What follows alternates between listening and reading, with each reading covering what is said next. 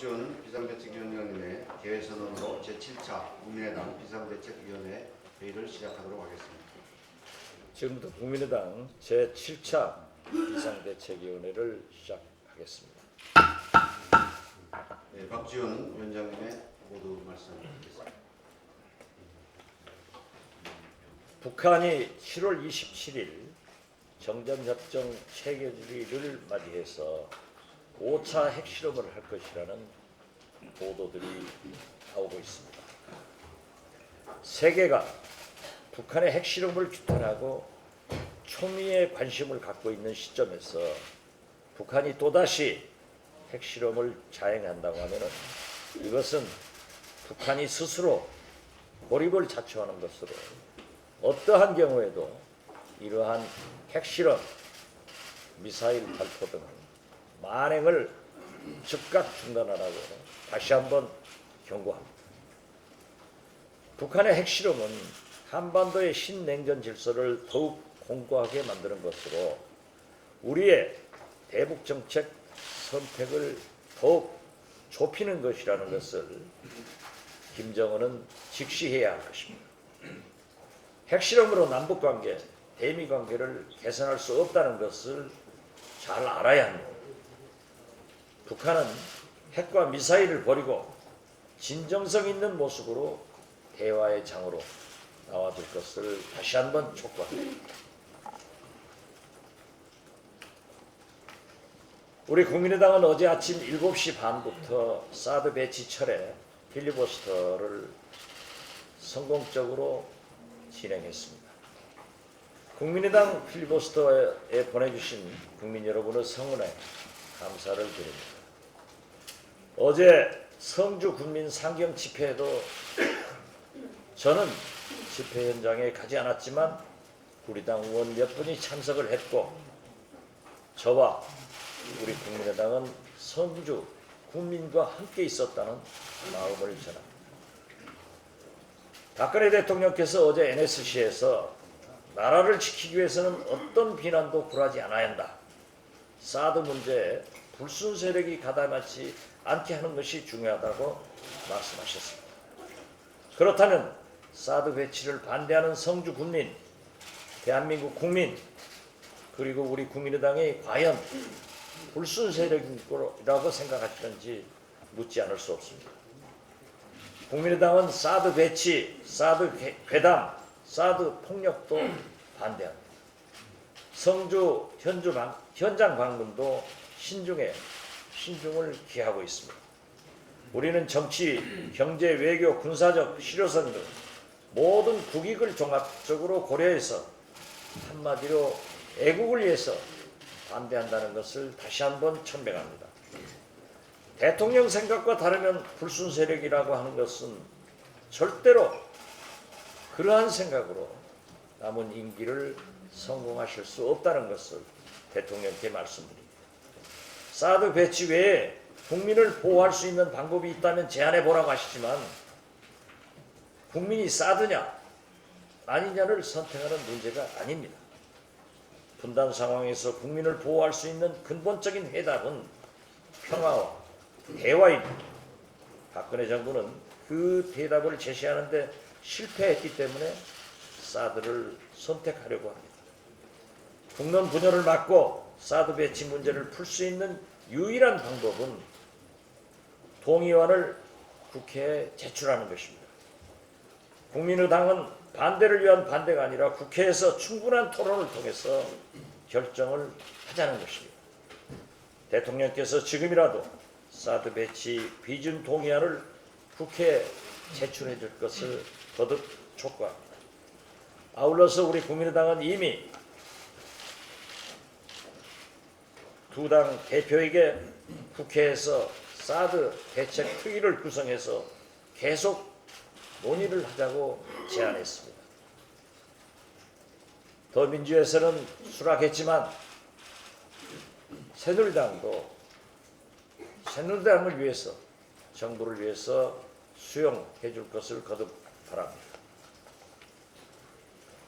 거듭 어제 대통령께서 NSC에서 하신 말씀을 보면 청와대와 여의도가 구만이나 떨어져 있다 하는 생각을 하게 됩니다. 대통령께서는 청와대 참모들에게 고난을 벗삼아 당당히 소신을 지키라고 하셨고, 지금 비방과 비난에 대통령이 흔들리면 나라가 망한다고 하셨습니다. 저희 국민의당도 고난을 벗삼아 당당히 사드를 반대하겠습니다. 또한 우리는 애국심으로 반대를 하는 거지 대통령을 흔들려고 하는 생각은 전혀 없다는 것을 다시 한번 대통령께 말씀 올립니다. 대통령의 이러한 말씀은 나는 우수석을 경질하지 않을 것이니 우수석도 사퇴를 하지 말라는 말씀이라고 언론은 해석하고 있습니다. 그러나 저는 꼭 그러한 의미가 아니기를 바랄 뿐입니다. 만약 언론의 이러한 해석이 맞다면 국민과 야당은 물론 새누리당에서도 경질을 요구하는데 오직 대통령만 현실 상황을 잘못 판단하고 계신 것이라고 저는 지적하지 않을 수 없습니다. 이러한 말씀은 형식도 내용도 매우 적절하지 않습니다. 국가안전보장회의는 국가의 안전보장 대책을 논의하는 회의이지 우병우 수석의 자리를 보장하는 우병우 안전보장회의가 아닙니다. 우 수석은 진경준 전 검사장의 100억 원대 뇌물 혐의를 사전 검증도 사후 조사도 못했습니다. 청와대 민정비서관 재직 당시 아내의 농지법 위반 의혹, 수백억 원대의 재산을 가진 우병우 수석이 자기 아내를 시켜서 농지 몇백 평을 불법으로 사는 이 파렴치한 행위는 우리는 결코 용서할 수 없습니다. 아들의 의경 전출 특혜 의혹, 수백억 재산을 소유하고도 세금 납부를 피하려고 회사를 설립하고 법인 차량을 운영하는 등 온갖 의혹의 한가운데 있는 인물입니다. 우 수석은 이러한 의혹만으로도 이미 민정수석 업무가 불가능한 상황입니다. 김재영 대법관 후보가 추천되었다고 합니다. 과연 김재영 대법관 후보의 인사검증을 우병우 수석이 할 자격이 있는가 다시 한번 묻습니다. 이러한 의혹에 대해서 우 수석 본인도 고발을 했고 검찰은 수사를 시작했습니다. 그러나 현직 민정수석의 배지를 붙이고 검찰 수사를 받은 전례는 없습니다. 흔들리는 검찰, 흔들리는 대한민국의 국가안전보장을 위해서는 우 수석 스스로가 사퇴하거나 박근혜 대통령께서 해임해야 한다는 것을 다시 한번 거듭 촉구합니다. 감사합니다. 예, 이어서 김성식 정치의장님의 발언이 있겠습니다. 네, 정책위 의장입니다. 어제 박근혜 대통령께서 사드 배치와 관련해 NSC 자리에서 말씀하신 것이 문제가 되고 있습니다. 비난을 피해가지 말고 고난을 벗삼아 당당히 소신을 지켜나가라. 국민들은 묻고 있습니다. 비리 의혹과 권력 남용의 논란에 휩싸인 측근들이 비판을 받는 것이 고난입니까? 그것을 비판하는 국민과 언론들이 저항입니까? 대통령이 사드를 들여오기로 결정을 하면 모두 쌍수를 들고 나서지 않으면 불순입니까? 사드 배치에 대한 비난을 피해가지 않을 유일한 방법은 우리의 땅과 돈이 제공되는 사드 배치 문제에 대해 국회의 비준동의 과정을 거쳐서 민주적, 절차적 정당성에 대한 결함을 해소하는 것입니다. 우병우 수석 문제에 대한 저항을 피해가지 않을 유일한 방법도 검찰을 감시해야 할 현재의 자리에서 물러나 최고위층도 진상이 철저히 가려질 수 있고 일벌백계 될 수 있음을 보여주는 것입니다. 우리 국민의당은 민의를 벗삼아 당당히 민주주의와 민생, 안보와 평화를 지켜나갈 것입니다. 어제 정책위는 저와 김관영 수석, 최입의 제3정조위원장이 함께 대규모 기업 집단 지정 기준 개선안을 발표했습니다. 정부는 대기업 집단 지정 기준을 법률도 아닌 시행령으로 5조에서 10조로 한꺼번에 완화하려 들고 있습니다. 이것 때문에 많은 중소기업가들이 저항하고 있습니다. 우리 국민의당은 41개의 법률안에 연관되는 이러한 대기업 집단 지정 기준을 시행령으로 졸속으로 올려 공정경제를 해칠 우려가 있는 정부의 방침에 대해 반대합니다. 반대할 뿐만 아니라 대규모 기업 집단 지정 기준을 5조, 7조, 50조로 세분화하여 맞춤형 차등 규제를 함으로써 공정경제도 이뤄나가고 또 경제의 정의도 세워나갈 수 있는 합리적인 대안을 준비했습니다. 곧바로 입법을 해서 당당하게 공정경제의 틀을 만들어 나가는 데 앞장서 나갈 것입니다. 이상입니다. 네, 오늘 조정용 비대위원께서는 지역인 여수 상업단지에서 중요한 행사 참여하셨고 조배수 비대위원님의 말씀 듣겠습니다. 저는 대통령의 말씀을 기다리고 있었습니다. 나라를 들끓게 한 사드 배치 문제도, 그리고 또 국민을 분노케 한 청와대와 검찰의 비리도, 여당의 기능을 마비시킨 청와대의 불법 선거들도 모두 다 대통령이 나서서 풀어야 매듭이었기 때문입니다. 그런데 저는 어제 대통령의 메시지에 절망했습니다. 사드 외에 방법이 있으면 제시해달라. 그것은 결정하기 전에 이런 질문을 하면서 의견을 수렴해야 됐고, 그리고 대북 정책을 근본적으로 재검토를 했어야 마땅합니다. 뿐만 아니라 대통령 입에서 불순 세력이라는 용어가 나온 것에 더욱 절망했습니다. 불순 세력은 절대로 대통령 입에서 나와서는 안 되는 말입니다. 누가 불순 세력입니까? 사드 배치에 반대하는 국민들이 불순 세력입니까? 국정 혁신을 위해서 우병우 청와대 정무수석 교체와 개각을 바라는 국민이 불순 세력입니까? 청와대의 불법 선거 개입에 분노하는 국민이 불순 세력입니까? 대체 누가 불순 세력입니까? 저는 대통령이 불순 세력을 가려내라면서 사회가 혼란하면 북한이 원하는 장으로 가는 것이다 한 말씀에서 저는 상당한 우려와 절망과 공포를 느꼈습니다. 종북 조작, 영공 조작으로 이 위기를 극복하려는 의지가 느껴졌기 때문입니다. 돌이켜보면 박 대통령께서는 세월호 특별법에 수사권과 기소권을 넣어야 한다는 여론이 팽배했을 때도 세월호 유가족과 외부 세력을 분리시켜야 한다는 말씀을 하셨습니다. 그리고 그 뒤에 우리 역사에서 지우고 싶었던 이름 서북청년단이 나타났습니다. 끔찍한 일입니다. 대통령께서는 극우 세력을 동원해서라도 이 위기를 빠져나오고 싶으신 겁니까? 민주공화국인 이 나라를 양분시키고 싶으신 것입니까? 제가 방문해서인지 모르지만 박 대통령 취임 후에는 단 한 번도 불순 세력이라는 말을 입에 담진 않았습니다.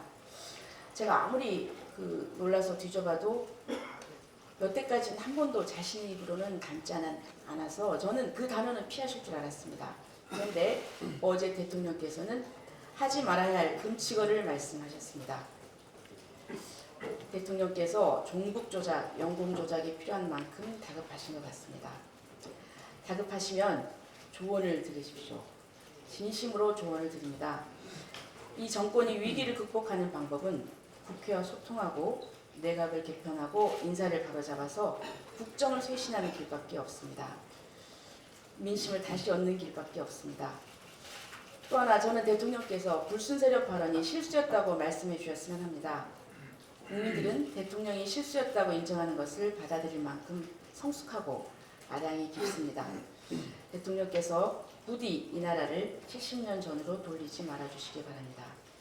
그리고 또 요즘 수권정당으로 자처하고 있는 더불어민주당에 대해서도 한 말씀 드리겠습니다. 최근 더불어민주당은 수권 세력으로서 국가를 경영하는 문제, 집권 이후 문제 등도 염두에 두고 전술적 모호성을 유지하며 국민들 입장에서 활동해야 한다. 굳이 현 시점에서 당론으로 사드에 대한 입장을 정하는 것은 전략적으로, 정무적으로 바람직하지 않다는 입장을 연달아서 피력하고 있습니다. 또 민주당 대표께서는 사드 배치 재검토 문제에 대해서 재검토하라고 한다고 해서 그게 재검토가 되겠냐? 이렇게 말씀하셨다고 합니다. 이것이 집권을 바라는 제1야당의 상황인식이라면 한마디로 개탄스럽습니다. 더민주당이 내세우고 있는 전략적 모호성이나 신중론이 어제 박근혜 대통령이 얘기한 대통령이 흔들리면 나라가 불안하다는 말과 다르지 않다고 말씀드리지는 않겠습니다. 저는 민주주의를 위해서는 정의를 향한 이유 있는 분노와 용기가 필요합니다. 저는 정치인이라면 국민들이 분노할 때 그 국민들의 분노를 이기고 이성적 분노로 만들 줄 알아야 한다고 생각합니다. 감히 말씀드리건대 아픈 곳을 아프다 얘기하고 정의가 없는 곳을 정의롭게 하고자 하는 외침이 정치입니다. 국민들의 분노와 목소리를 매개하지 않는 정치적 의사결정은 기교입니다. 수권 할 수 있으면 하십시오. 그런데 왜 수권하려 합니까? 국민들은 그것을 묻고 있습니다. 더불어민주당의 깊은 성찰을 바랍니다. 이상입니다. 이어서 정호준 비대위원 말씀. 네, 정호준입니다.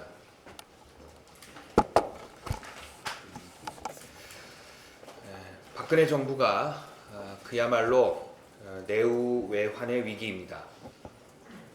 박근혜 정부의 내후외환은 내부에서 일어나는 근심과 외부로부터 받는 근심이다라는 뜻도 있지만 우병우 청와대 민정수석의 성신 우와 새누리당 최경환 의원의 환을 딴 것이라고 생각합니다. 우선 내부에 우병우 수석은 처가, 아들, 전화 변론에 이어서 농지법 위반 의혹까지 등장했습니다. 청와대 인사검증 200개 문항에는 농지를 직접 경작하고 있습니까? 라는 항목이 있는데 이제는 하다 농지법 셀프 면제부 의혹도 제기된 것입니다. 과거 장관 후보자들은 불법 농지 취득 사실이 밝혀지면 낙마하기도 했습니다.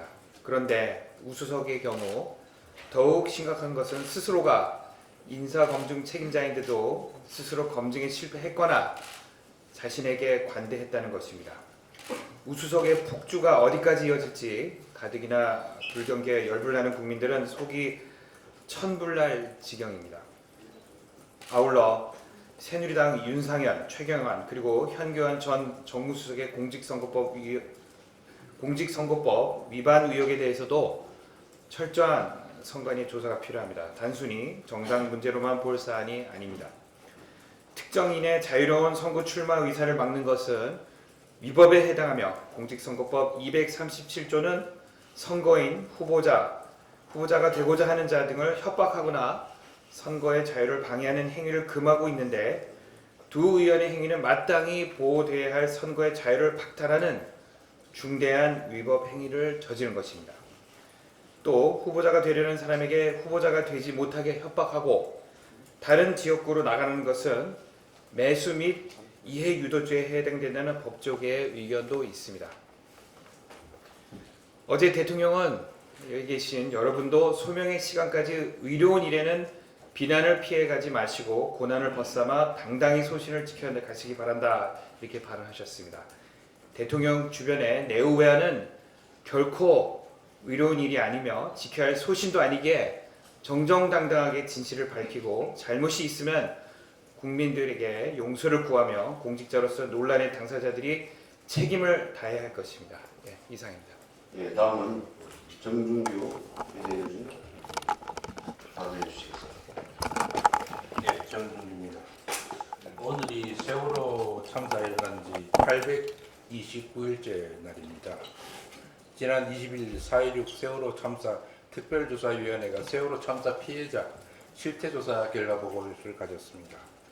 보고서에 따르면 안산 다른고 희생자 유가족들의 40.6%인 60명이 스스로 목숨을 끊겠다고 생각한 적이 있다고 답했으며 그중 6명은 실제로 자살 시도를 했다고 밝혔습니다.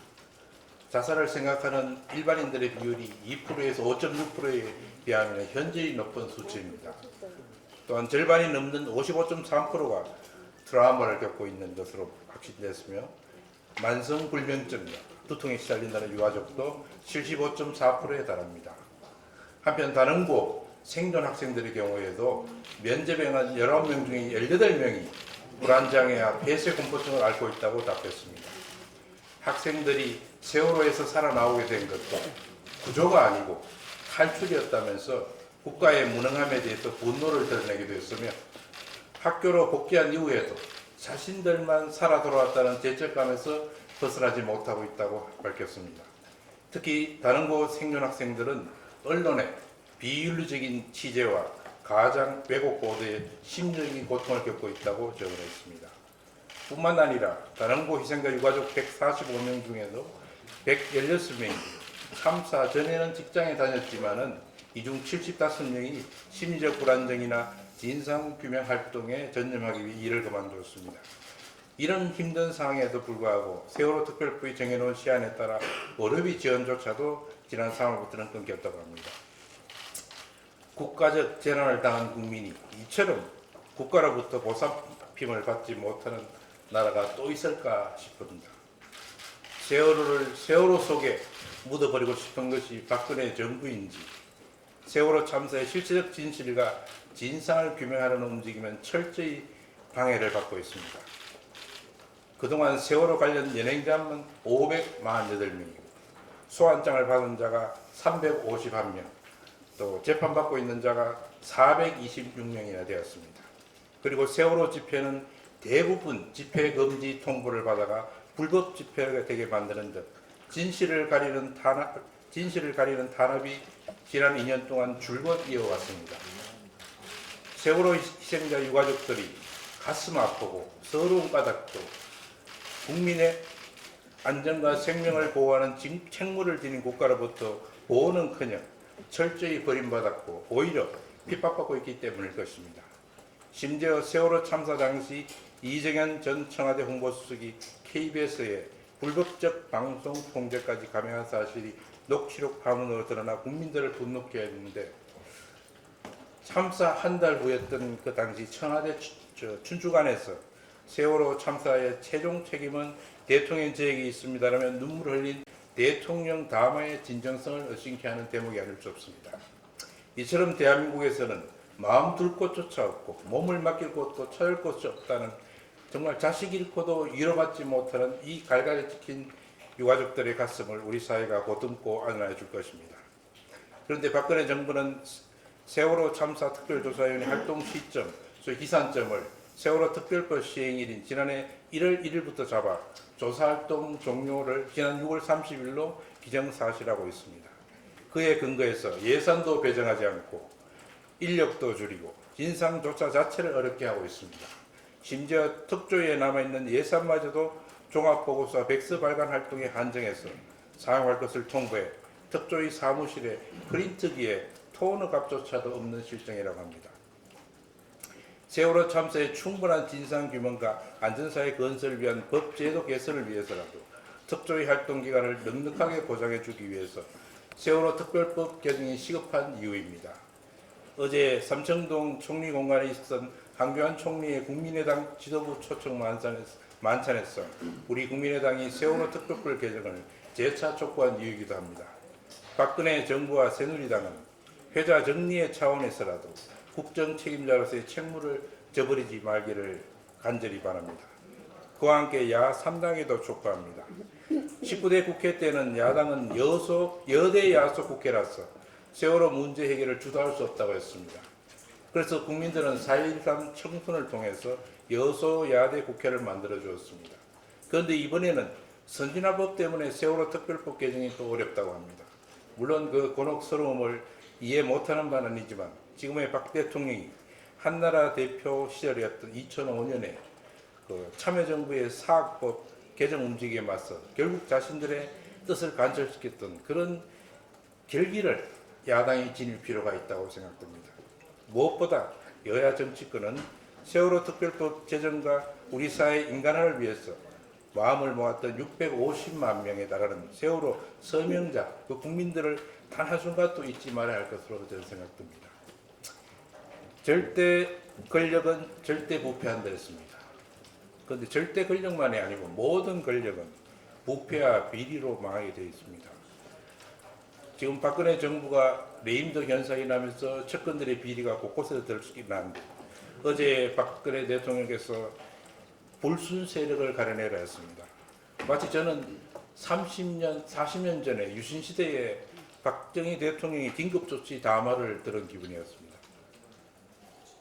박 대통령은 부패와 그 사악한 그런 권력의 잘못된 것을 덮으려고 할 것이 아니고 국정쇄신의 노력을 해서 새로운 나주와 임기 1년 반을 새롭게 맞이할 수 있기를 바랍니다. 예, 이상입니다. 예, 우리 신영원 의원님께서 1분만. 짧게 말씀드리겠습니다. 얼마 전 또다시 지방 방송계 라디오 작가가 생활고를 이유로 세상을 등진 소식이 전해졌습니다. 참으로 안타까운 소식이 아닐 수 없습니다. 2011년 생활고로 고생하던 최고은 방송 작가님 죽음 이후에 관련 제도 개선을 위한 예술인 복지법, 일명 최고은법이 만들어졌지만 아직 나아진 것이 없습니다. 대부분의 방송 작가들이 프리랜서라는 미명하에 4대 보험도 되지 않고 프로그램별 건당 계약을 맺다 보니 프로그램이 결방되거나 중단되면 임금을 받지 못하는 것이 당연한 관행으로 굳어져 있습니다. 정부가 3년마다 조사하는 2015년 예술인 실태조사에 따르면 여전히 10명 중 7명은 정식 계약도 하지 못한 채 일을 하고 있고 고용보험 가입률은 25%에 불과해서 개선의 효과가 거의 없었습니다. 아무도 없는 방에 홀로 남겨져서 생을 마감해야 했던 방송작가 문제는 직업의 문제를 넘어서 우리나라 사회 안전망과 비정규직 문제의 허술한 문제를 보여주고 있습니다. 우리 국민의당은 법이 사각지대에 놓인 비정규직 근로자의 처우 개선을 위해 보다 노력할 것입니다. 젊은 청년들이 사회의 무관심 속에 더 이상 희생당하지 않고서도 자신들의 꿈과 미래를 위해 살아갈 수 있는 사회를 만들도록 하겠습니다. 이상입니다. 예, 마지막으로 장정숙 의원님 말씀해 주시죠. 네, 장동숙입니다. 이렇게 비상대책위원회에서 발언을 하게 된 것을 감사드립니다. 우병우 민정수석의 비리가 연일 양파 껍질처럼 벗겨지고 있습니다. 이런 상황을 보고 있을 수만 없어서 한마디 말씀드리겠습니다. 공직자로서 우병우 수석의 처신이 도를 넘고 있습니다. 가족 법인을 만들어 절세를 하는 등 도저히 현직 민정비서관, 민정수석으로서 상상할 수 없는 일을 하고 있습니다. 인사는 만사입니다. 과연 이러한 사람이 인사검증을 제대로 할 수 있을지, 국민과 함께 고통을 분담할 수 있을지 의문이 듭니다. 본 의원실로 우수석과 관련한 많은 제보들이 들어오고 있습니다.